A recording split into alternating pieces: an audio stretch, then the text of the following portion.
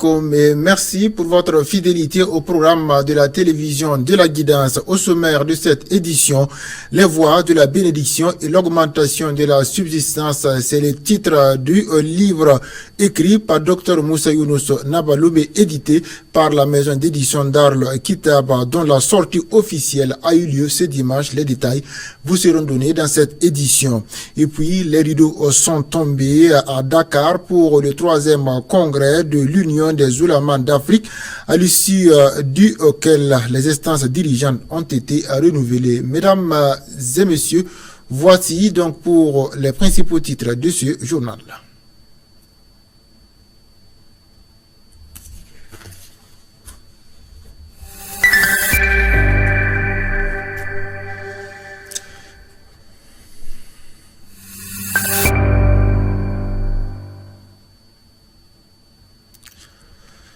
La cérémonie de dédicace du livre intitulé « Les voies de la bénédiction et l'augmentation de la subsistance » écrit par Dr Moussa Younous Nabaloum s'est tenue ce dimanche 27 avril 2025 au Conseil burkinabé des chargeurs CBC.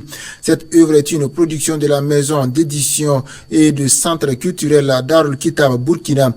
L'événement a rassemblé de nombreuses personnalités du monde intellectuel et religieux venues découvrir et soutenir cette contribution précieuse à l'éducation spirituelle et au développement personnel. La cérémonie a été marquée par des interventions, des analyses de l'ouvrage et une séance de dédicace avec l'auteur. Le centre Darul Kitab Burkina est un centre orienté vers la production des livres islamiques au Burkina. Abdoulalim Zongo pour plus de précision de cette cérémonie. Donc, nous sommes présentement au CBC dans le cadre d'une dédicace d'un livre de l'un de nos savants. Il s'agit donc du docteur Moussa Younous Nabaloum. Donc c'est un livret qui aborde un certain nombre de thématiques très importantes dans notre vie et dans notre vie future qui est l'au-delà. Donc ça nous montre un peu les voies pour accéder, pour avoir la bénédiction et pour avoir une augmentation de la subsistance. Bien sûr, les voies donc légiféré par l'islam. Et nous sommes là ce matin, 27 avril 2025, pour dédicacer ce livre. Et alhamdoulilah, on a pu donc terminer la cérémonie. Et le livre a été lancé officiellement. Et n'importe qui peut rentrer en possession donc, du livre. Et le livre, on peut l'avoir d'abord au siège de Darul Kitab Burkina, qui se trouve à Cambouessin, non loin de la cour de Dr Marissa Kindo. On peut également l'avoir aux environs des Zangouétins, la grande mosquée sunnite du Burkina Faso à Zangouétin. On peut également l'avoir dans certains points de vente que nous allons citer plus tard, Inch'Allah. Maintenant, les livres coûtent 2000 francs par la grâce de Dieu. Donc nous rassurons tout le monde que c'est un livre qui a suivi toutes les voies officielles pour arriver donc à la fin, qui est la dédicace, notamment la conformisation aux lois en vigueur, à travers donc les dépôts légaux, à travers donc les numéros ISBN, à travers donc les taxes et bien d'autres.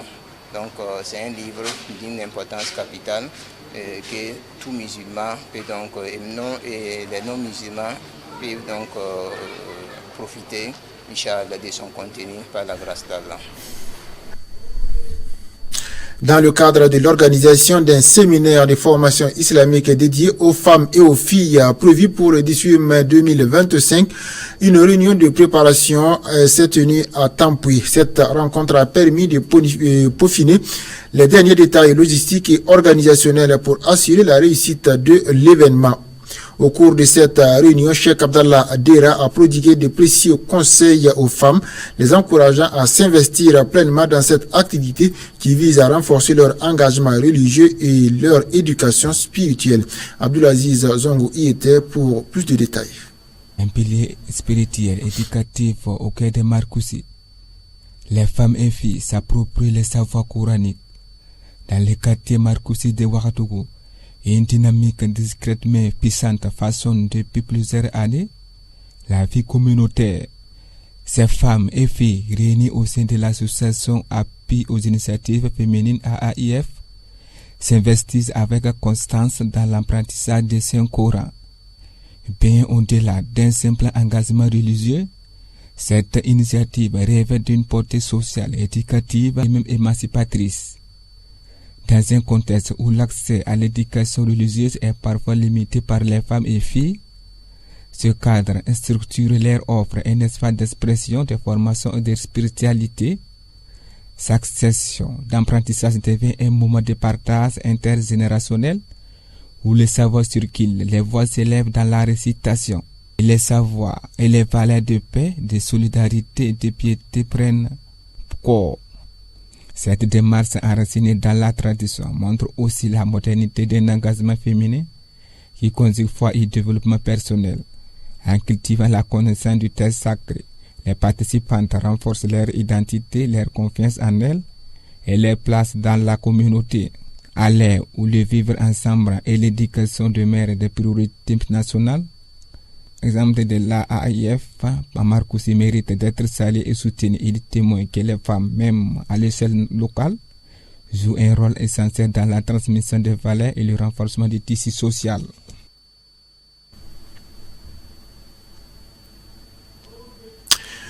L'Union des Oulémas d'Afrique a clôturé son 3e congrès à Dakar au Sénégal. À l'issue des travaux, Dr Saïd Bourhan des îles Comores a été reconduit à la présidence de l'Union, tandis que Dr Saïd Silla a été confirmé au poste de secrétaire général.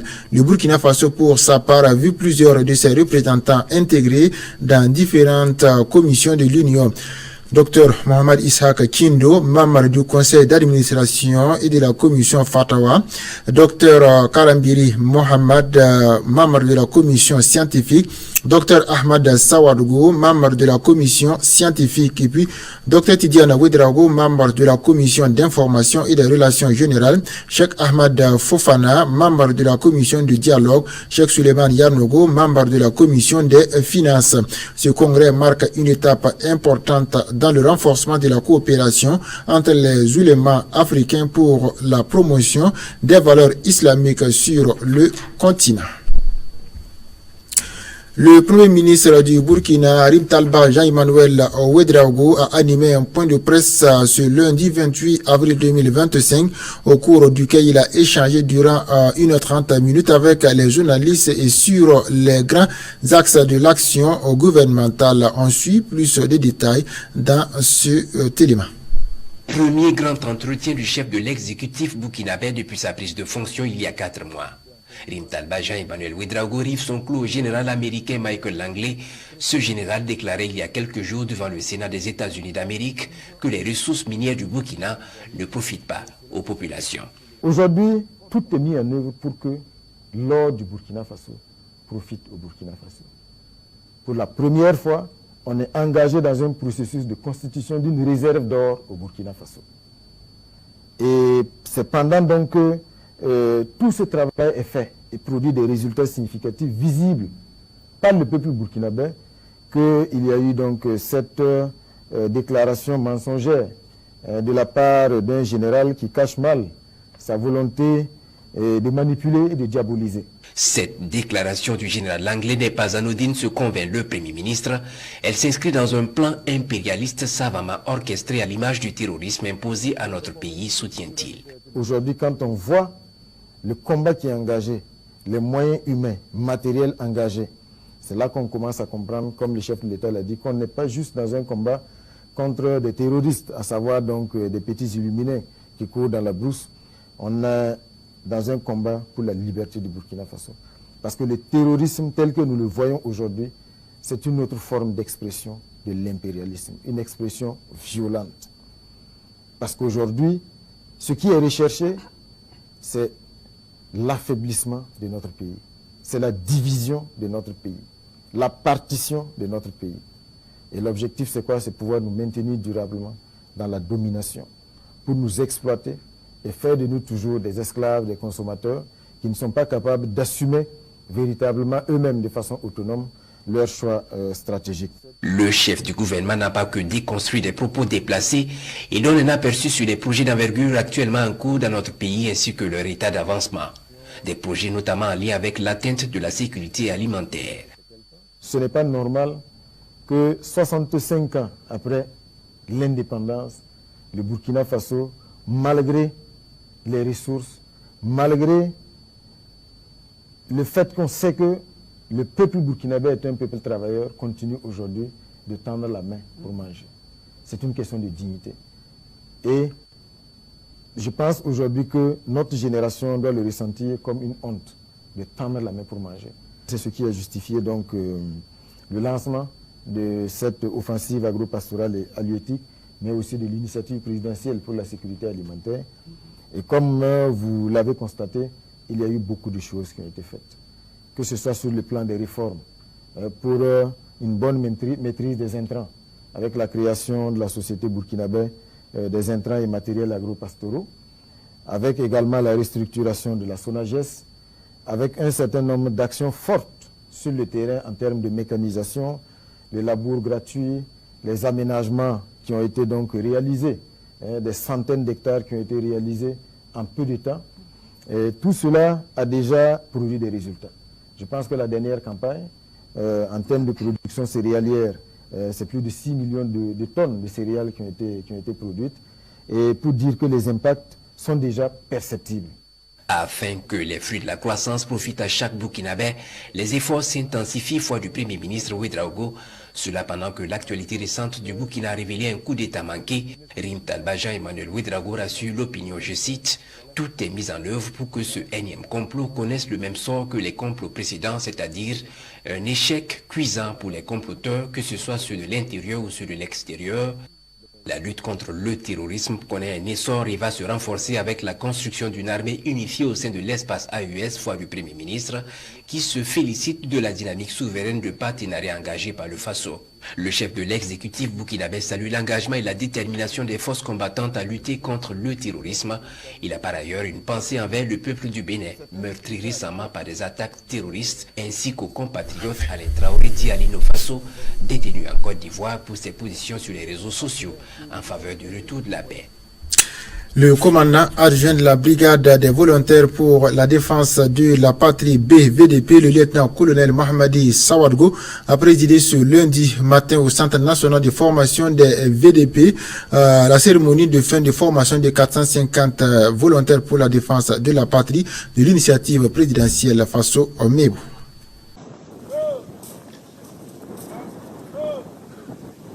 Ils sont 450 jeunes, dont 45 personnels féminins, en fin de formation militaire initiale, recrutés dans le cadre de la mise en œuvre de l'initiative présidentielle Faso Mebo. Ces VDP qui ont reçu les rudiments également sur les constructions sont prêts pour les chantiers. Ils reçoivent leur attestation de fin de formation. Et cette formation m'a vraiment beaucoup apporté. Ça, je le dis haut et fort. Voilà, déjà, parce que nous avons inculqué des valeurs civiques et militaires à travers cette formation. Et je pense que cette formation nous sera vraiment bénéfique, voilà, pour l'accomplissement de nos tâches sur le terrain. Et nous, étant les bénéficiaires de cette formation, nous ne pouvons dire que merci. Et cette formation, je pense qu'il fallait. Il fallait pourquoi? Parce que nous venons tous d'horizons divers, de tous les recoins du Burkina Faso et d'ailleurs, parce que nous avons des frères qui ont quitté ailleurs pour rejoindre cette pensée. Et la pensée est idéale, la pensée que tous les Burkinabés voulaient pour une construction émergente pour le Burkina Faso. Je voudrais vous exhorter à faire de la discipline et du dévouement les lignes de conduite pour votre engagement pour un Burkina Faso nouveau et émergent. L'objectif de cette formation, selon le coordonnateur de l'initiative présidentielle Faso Mebo, est de semer en eux la graine de la cohésion sociale. Il est également question d'inculquer en eux des valeurs de patriotisme afin de relever les défis dans le domaine des infrastructures. Lorsque je regarde ces 450 personnes, je me dis qu'avec eux, nous pourrons relever les défis, nous pourrons relever le challenge qui nous est donné. Après une semaine de permission, automatiquement il y aura une phase de roulement et nous avons 4 chantiers majeurs que nous devons automatiquement entamer. C'est pour vous dire que toutes ces 4 brigades seront au travail. Pour le commandant adjoint de la brigade des volontaires pour la défense de la patrie, le lieutenant-colonel Mahamadi Sabadogo, Cette formation va permettre aux stagiaires de se sécuriser et de sécuriser les moyens logistiques mis à leur disposition. Au forum CRA Montana, les ministres des Affaires étrangères de la Confédération des États du Sahel ont pris part à des échanges stratégiques avec des leaders politiques, économiques et institutionnels du monde entier. Ils ont présenté la vision de l'AES fondée sur l'intégration politique, économique et sécuritaire des peuples du Sahel, ainsi que les perspectives de collaboration avec les partenaires internationaux. Ces rencontres visent à renforcer la coopération multilatérale, mobiliser des soutiens pour le développement durable et promouvoir une image unifiée et souveraine de l'espace AES sur la scène internationale. Nous ne demandons rien à personne. Celui qui veut nous aide, celui qui ne veut pas nous aider, qu'il vienne, on va partager la prospérité que nous avons. Dans un langage franc et direct, le ministre nigérien en charge des affaires étrangères déroule les nouvelles orientations de la Confédération des États du Sahel au forum CRA Montana 2025 à Casablanca. Des orientations basées sur des principes communs aux trois pays représentés à cette rencontre sur les perspectives pour l'Afrique de l'Ouest, la nouvelle Confédération des États du Sahel. Nous ne sommes contre personne. Nous sommes des peuples de paix. Nous sommes ouverts à la coopération avec tous les pays du monde. Mais à des conditions, qu'on respecte notre souveraineté, c'est pas trop demandé. Il est rejoint par le chef de la diplomatie malienne. Abdoulaye Diop dévoile à son tour la vision de l'AES pour garantir une intégration des peuples d'Afrique. Nos pays ont quitté la CEDEAO, mais nous n'avons pas quitté l'Afrique de l'Ouest. Nous appartenons à l'Afrique de l'Ouest. Nous considérons que même si nous ne sommes pas membres de la CEDEAO, les peuples de l'Afrique de l'Ouest sont un seul peuple, ou en tout cas sont des peuples qui sont unis par l'histoire, par la géographie, par la culture, et qu'il y a peut-être des différends politiques entre certains dirigeants de certains pays et certains dirigeants de l'AES. Cela ne veut pas dire que les Burkinabés sont opposés aux Sénégalais ou aux Béninois, non. Nos peuples ont des liens qui sont là. Et nous continuons à appartenir à cette région. Nous avons des différends politiques, certes, mais nous souhaitons que nos peuples ne soient pas divisés. Moins d'une année après sa création, la Confédération des États du Sahel se consolide davantage à travers sa pleine souveraineté sur ses ressources et ses exploits dans la lutte contre le terrorisme. Cette démarche confédérale suscite par ailleurs des interrogations diverses de la part de certains dirigeants. D'une part, on peut considérer cela comme étant la volonté de chercher des informations pour mieux comprendre notre fonctionnement, mais d'autre part, c'est pour comprendre aussi la stratégie ou les stratégies des pays membres de l'AES. Je pense que nous gardons vraiment de livrer toutes nos balles. Donc l'ambassadeur est témoin à maintes reprises autour des cafés. Nous avons fait comprendre tout simplement les trois pays tirent leur force de leur union. Une union qui consacre la fin des contrats défavorables avec les anciennes colonies selon les panélistes. C'est la fin de ce journal. Merci à vous de l'avoir suivi. Passez une excellente soirée en compagnie des programmes de la télévision Al-Fouda. Wassalamu alaikum wa rahmatullahi wa barakatuh.